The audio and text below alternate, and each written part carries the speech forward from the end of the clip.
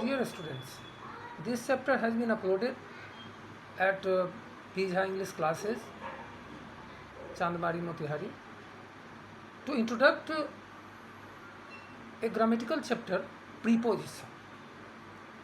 Majority of students sometimes say, Sir, what could I do with viewpoint of this chapter? This chapter is troublesome for us, and they are confused. If any chapter is not to be studied by us through proper manner, through right manner, that chapter seems difficult, seems troublesome. So, any chapter of grammar has to be studied through right manners, through proper manners.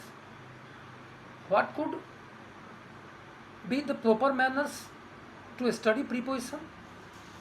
First of all, before we could start preposition, we must concentrate towards a single point. Preposition, the use of preposition follow whatever the incident is going on. What is the actual incident? Whatever we are going to tell, whatever we are going to describe anything, that doesn't matter. That is not a real feature to use a preposition. So while we go to use preposition, we must concentrate towards what is happening really. Whatever we are saying, whatever we are going to tell, we shouldn't concentrate towards our expression. We must concentrate what the actual incident is going on. So, this is our first manner. And secondly, we will go through the intensive study of preposition. And while we go through the intensive study of preposition, we have 3 points to study. We have 3 steps to study. The first step is distinction in same meaning preposition. Sometimes we watch as on, upon, up, over, above. These have the same meaning. Under, below, down, beneath, underneath. These prepositions have the same meaning. Between, among, amongst, amid, amidst, midst. These 6 prepositions have the same meaning. Round, around, both have the same meaning. And in this way, we watch some prepositions which have the same meaning, but they haven't utilized in same manners. So, what are the differences between on, upon, up, over, above, under, below, down, beneath, underneath, between, among, amongst, amid, amidst? So, first of all, we have to study the distinction of same meaning preposition. And the second step to study preposition is classification. We watch that a number of prepositions have been utilized, have been used for time. Some prepositions have been used for place, some for manners, cause, state, change in state, human organ, rate measurement, and so on.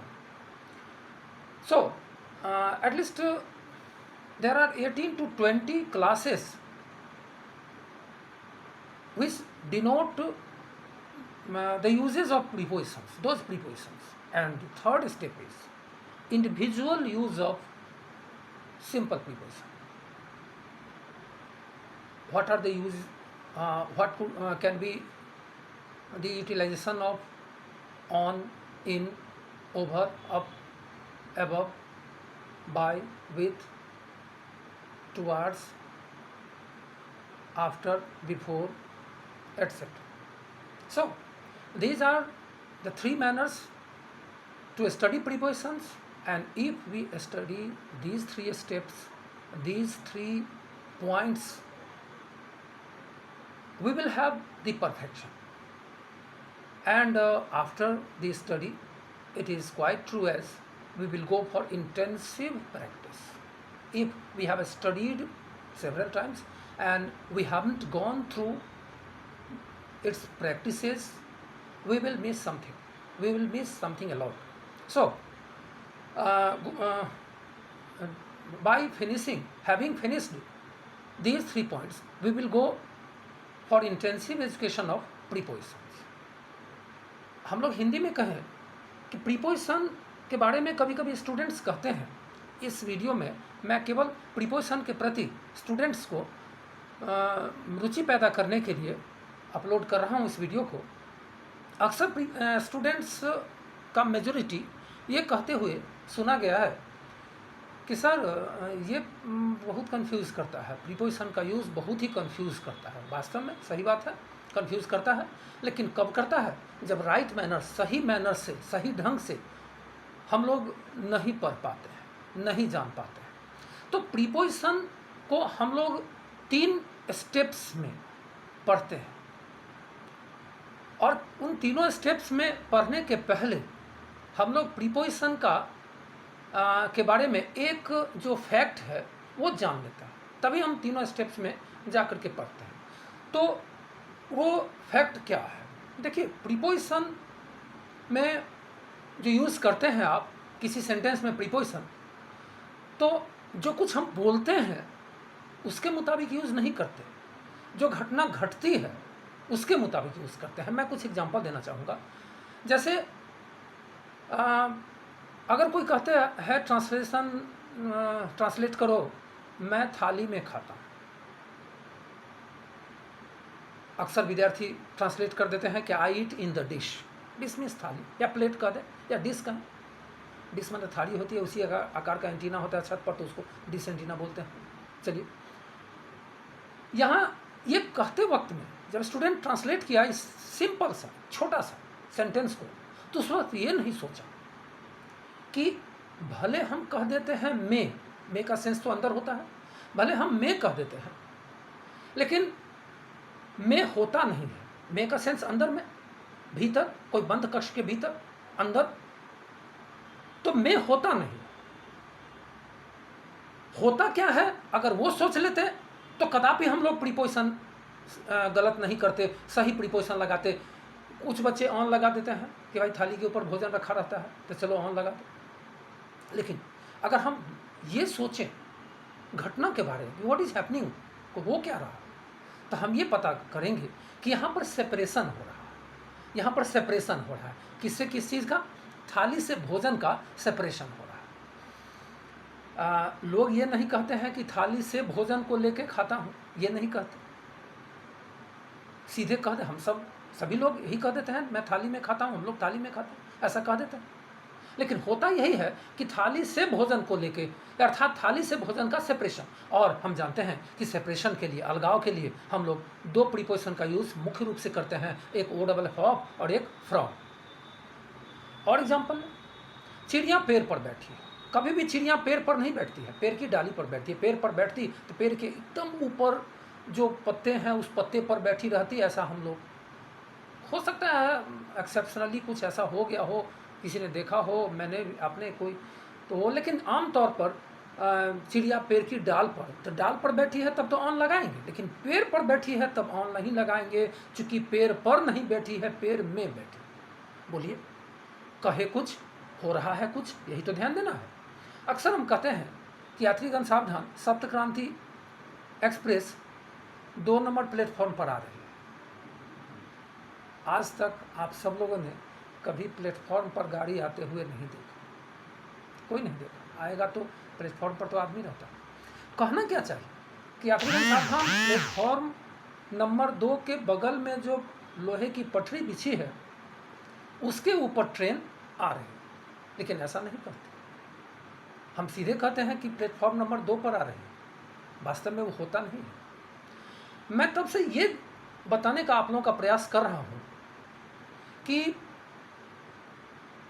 वास्तव में जो हम बोलते हैं अक्सर होता है, लेकिन हमेशा नहीं होता। जो हम बोलते हैं वो हमेशा नहीं होता है।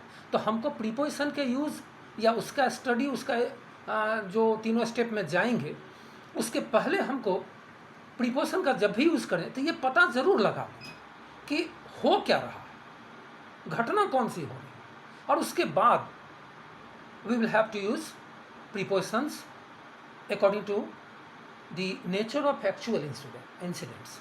जो घटना वास्तविक घटना है उसके प्रकृति के मुताबिक हम सब लोग प्रीपोजिशन का यूज़ करें।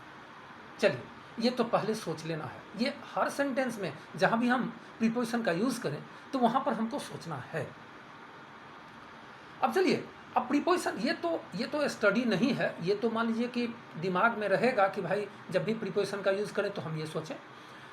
अब स्टडी हम कैसे करें?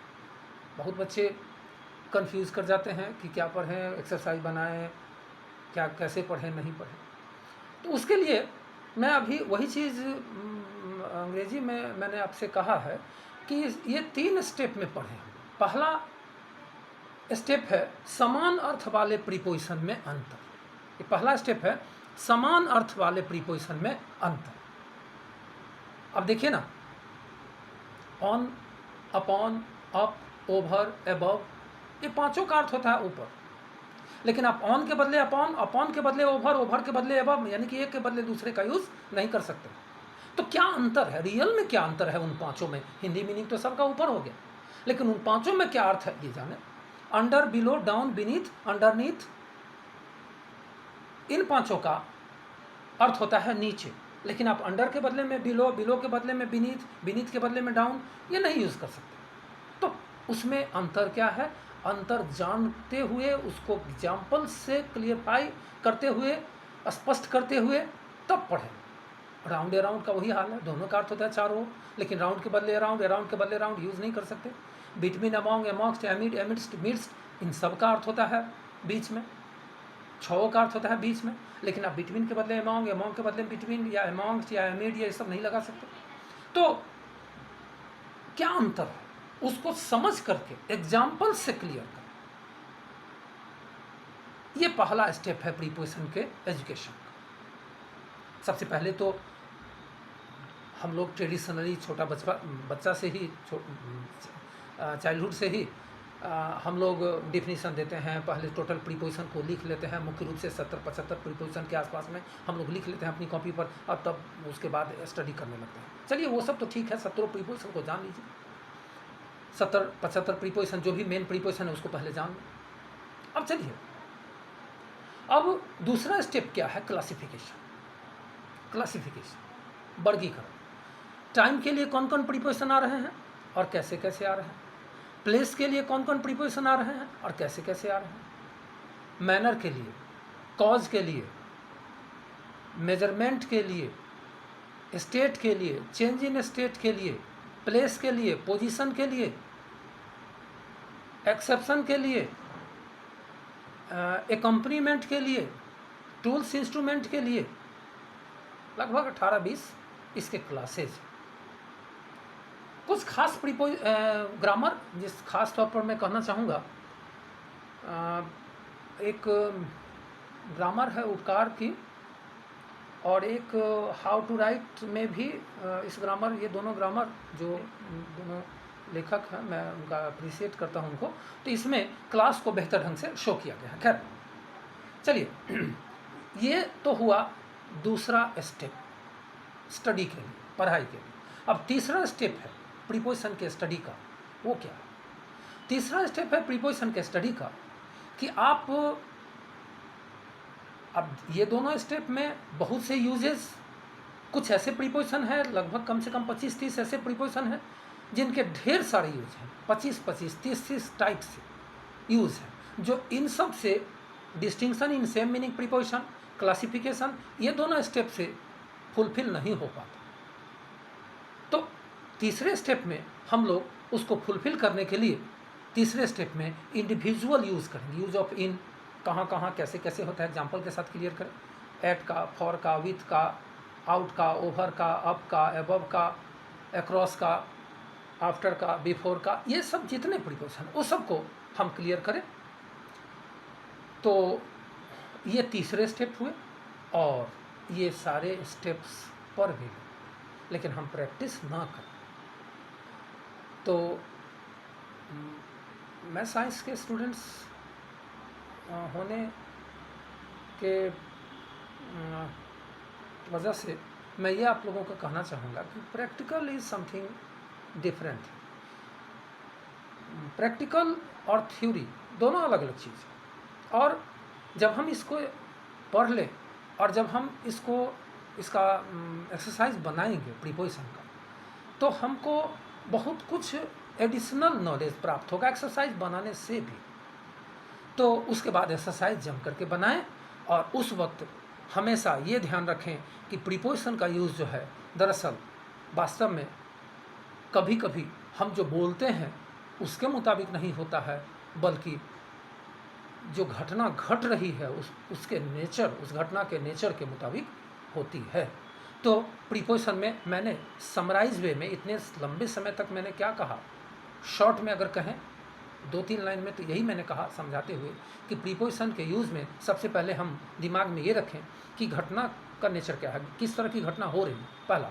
दूसरा कि हम इसको पढ़ें 3 स्टेप में। एक है समान अर्थ वाले प्रीपोजिशन में अंतर, बहुत प्रीपोजिशन है जिसके हिंदी मीनिंग सेम है लेकिन यूज़ एक के बदले दूसरे का नहीं कर सकते हैं, तो वो उसको समझते हुए एग्जाम्पल के साथ उसको क्लियर करें पहले स्टेप में। दूसरा है क्लासिफिकेशन, वर्गीकरण, टाइम के लिए, प्लेस के लिए, मेजरमेंट के लिए, कॉज के लिए, चेंज इन स्टेट के लिए, स्टेट के लिए, कंप्लीमेंट के लिए, टूल्स के लिए, ऑर्गन के लिए, ये सब के लिए कैसे। और एक चीज़ मैं बता दूं यहाँ पर दूसरे स्टेप में कि एक ही प्रीपोजिशन कभी प्लेस के लिए आएगा, कभी टाइम। आप जैसे एट थे, वी लीव एट चांदमारी, देख लीजिए आप, यहाँ एट प्लेस के लिए है, लेकिन आप he will come at 7 PM, वो 7 बजे आएगा, तो यहाँ पर एट टाइम के लिए है। Rice sales at high rate, gold sales at high rate, यहाँ एट देखिए रेट मेजरमेंट के लिए है। तो एक ही प्रीपोजिशन डिफरेंट क्लासेस में आ जाएंगे, ये कोई आश्चर्य की बात नहीं है, आते ही है, आएंगे। तो ये हुए दूसरे स्टेप क्लासिफिकेशन। और तीसरा स्टेप है कि इंडिविजुअल यूज़, व्यक्तिगत एक एक प्रीपोजिशन का यूज़ जो है, ऐसे प्रीपोजिशन, बहुत ऐसे प्रीपोजिशन है जिसका 1 से 2 यूज होता है, वो तो पहले ही पकड़ा जाए, लेकिन बहुत ऐसे प्रीपोजिशन है जिसके बहुत से यूज हैं, 1-1 दर्जन 2-2 दर्जन यूज़ हैं, तो वो उन सारे प्रीपोजिशन को अलग अलग डील करना पड़ेगा। तो हम लोग प्रीपोजिशन पढ़ने के पहले इन सब चीज़ों को बेहतर ढंग से ख्याल करें। ये इंट्रोडक्शन था मेरा प्रीपोजिशन के लिए, और उसके बाद प्रीपोजिशन के स्टडी को भी मैं अपलोड करूँगा यूट्यूब पर। सब्सक्राइब करें आप सभी लोग, पी झा इंग्लिश क्लासेस चांदमारी मोतिहारी, ये मेरा यूट्यूब आइडेंटिफिकेशन है। Thank you.